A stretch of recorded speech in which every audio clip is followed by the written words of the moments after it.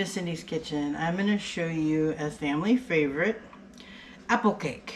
And ages ago when I was younger, my family would go up to Apple Hill in Northern California and get fresh picked apples. And they had their own recipe book, which was really good. So anyway, we had a lot of apples that we got just before Christmas, and that was when I had intended to do this, but then I got sick. And in the intervening time, the apples kind of went weird, so I used some fresher apples and cut them up.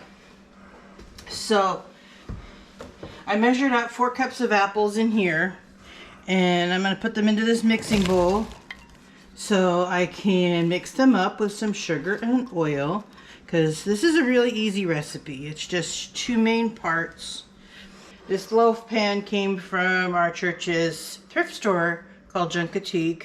They have a parking lot sale every second Saturday, and everything that you can fit into a bag is $5. So I got some new bakeware. I got this and this Pampered Chef Baker, which is pretty much nearly new. They're normally $65. This was a bargain yesterday for almost nothing, which was great. I love bakeware. Anyway, so this is 4 cups of apples, to which we're going to add a 1/2 cup of oil. This recipe is from the 80s, and it's kind of faded. It's a picture of a faded recipe card. It was used so much. So I'm going to use 1/2 cup of oil. Canola oil, vegetable oil is your best bet. Mix that with the apples, to which I'm going to add 2 cups of white sugar. I could only find a 1/2 cup measure.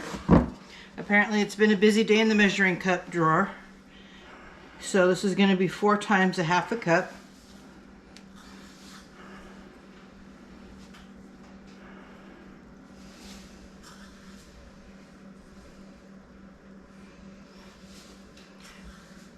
I'm shorting the sugar a tiny bit because I find it doesn't make that much of a difference if you do just a little bit.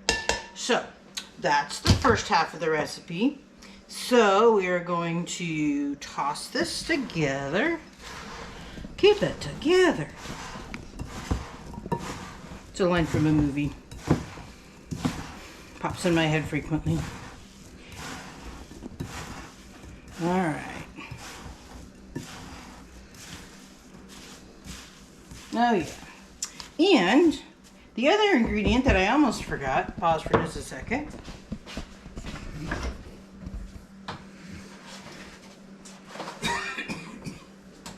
I almost forgot the eggs. How could you forget the eggs? I have no idea. But anyway, I was like, this part of the recipe isn't moist enough. Well, that's why. Oh. I always like to crack eggs into a separate vessel. It's ideal to have your eggs at room temperature, but if you forget them in the fridge, they're not going to be at room temperature, so we'll make an exception this time. So 2 eggs, no shells. Throw that in there. Now, this should be moist enough here. I'm going to break these up a little bit. Now, that's where the moisture in the binding is going to come from. So it's always good to double check your recipe. Just like when you work with wood, measure twice, cut once. Cut once, yeah. Always double check your recipe if it doesn't seem right.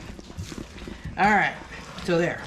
That's goopy enough. Okay, so now we're going to do 2 cups of flour.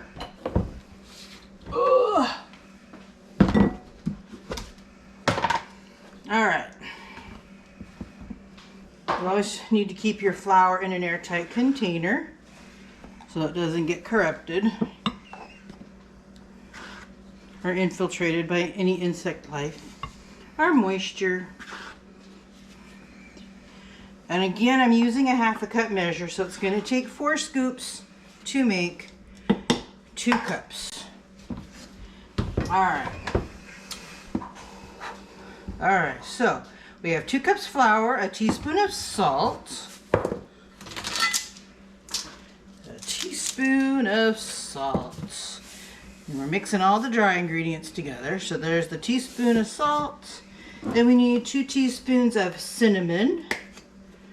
We use the spoon side of the jar here.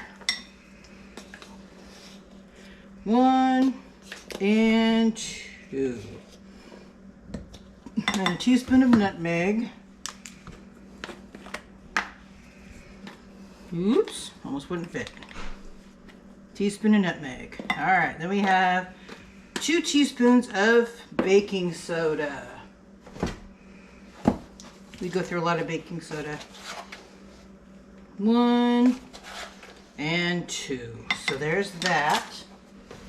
Let me stir that with a fork. It's always helps to mix it with either a fork or a whisk to get all the dry ingredients incorporated. So this recipe is really easy. Now we're just going to combine the two. We dump the dry into the wet mixture. Let me put that out of the way. And I'm going to scoop and stir until it's all mixed.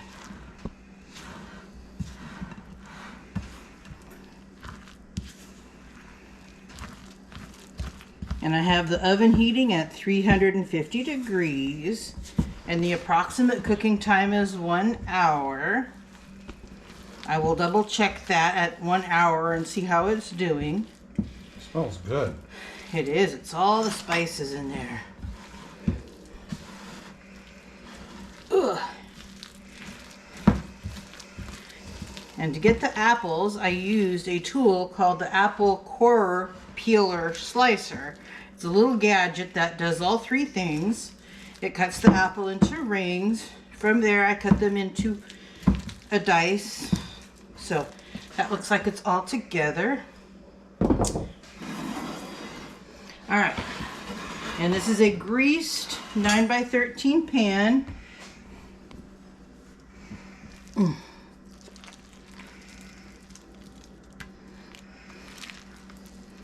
This is the most delicious apple cake, and it's relatively simple. The hardest part is prepping the apples, and that's really not too hard if you've got a little gadget to help. Just the older apples were so fragile they kept falling apart, so I used some fresher apples because they have a better flavor anyway. So spread this out. It's very thick and dense.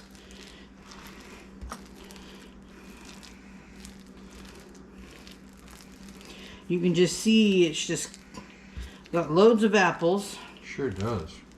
So just smooth this out. And I think that's good enough. And then I'm going to put this in the oven. Does it matter what kind of apples or just apples? It doesn't, it's just whatever apples You have on hand. you have on hand. If they're apples that have more of a tang, then you're probably going to taste them more. There's some apples that are more suited to baking, but I used a combination of Gala apples and Cosmic Crisp. The Cosmic Crisp have a really nice, bold apple flavor. So I think that's going to come through in the cake. So again, this cooks at 350 for about an hour. And then when it's done, we'll bring you back and show you how yummy it is.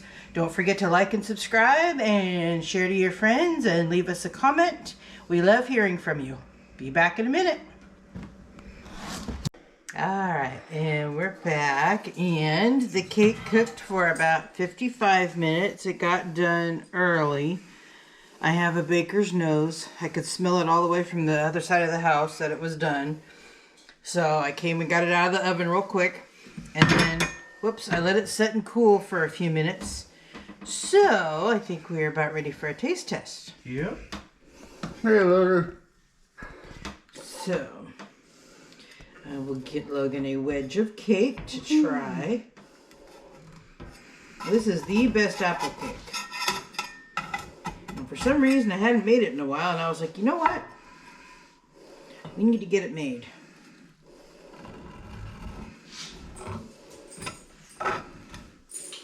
All right. So look at that. Look at that cake. Nice rich cake. Lots of Yep. cinnamon and nutmeg. So, you can give it a try. Give it a try, yeah, give it a try. Give it a taste and tell us why.